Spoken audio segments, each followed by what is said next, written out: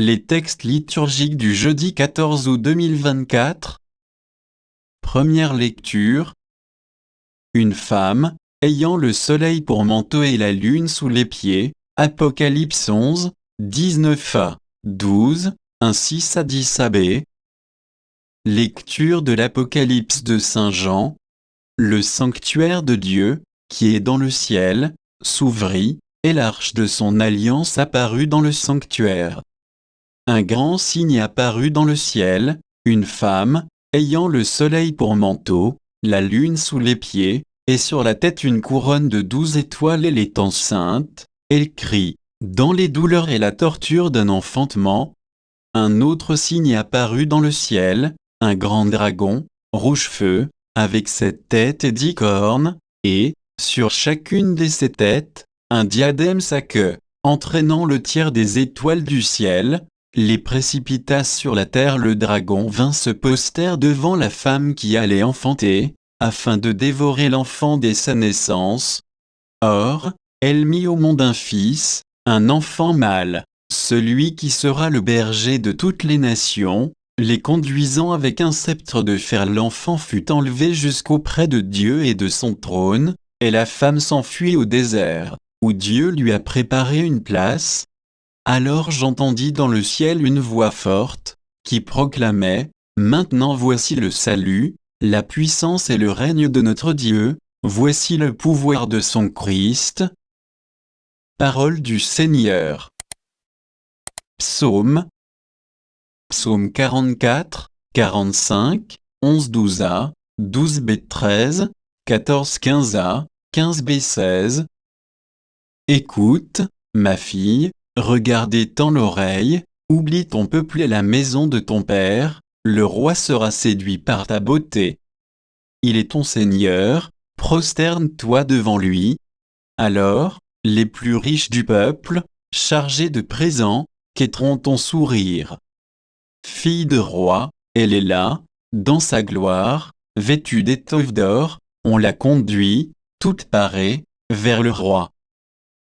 Des jeunes filles, ses compagnes, lui font cortège, on les conduit parmi les champs de fête, elles entrent au palais du roi. Deuxième lecture. En premier, le Christ, ensuite, ceux qui lui appartiennent. 1 Corinthiens 15, 20-27a. Lecture de la première lettre de saint Paul apôtre aux Corinthiens. Frères, le Christ est ressuscité d'entre les morts, lui, premier ressuscité parmi ceux qui se sont endormis, car, la mort étant venue par un homme, c'est par un homme aussi que vient la résurrection des morts. En effet, de même que tous les hommes meurent en Adam, de même c'est dans le Christ que tous recevront la vie, mais chacun à son rang, en premier, le Christ, et ensuite, lors du retour du Christ, ceux qui lui appartiennent.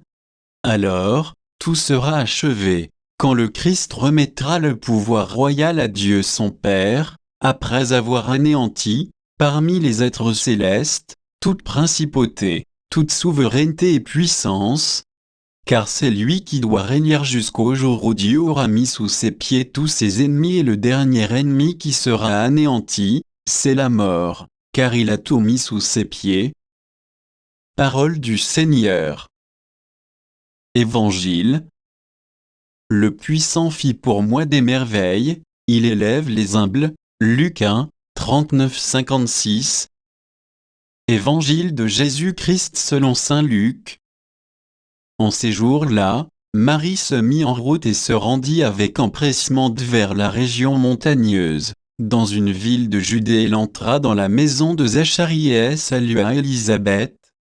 Or, quand Élisabeth entendit la salutation de Marie, l'enfant tressaillit en elle. Alors, Élisabeth fut remplie d'Esprit Saint, et s'écria d'une voix forte, « Tu es bénie entre toutes les femmes, et le fruit de tes entrailles est béni. D'où m'est-il donné que la mère de mon Seigneur vienne jusqu'à moi?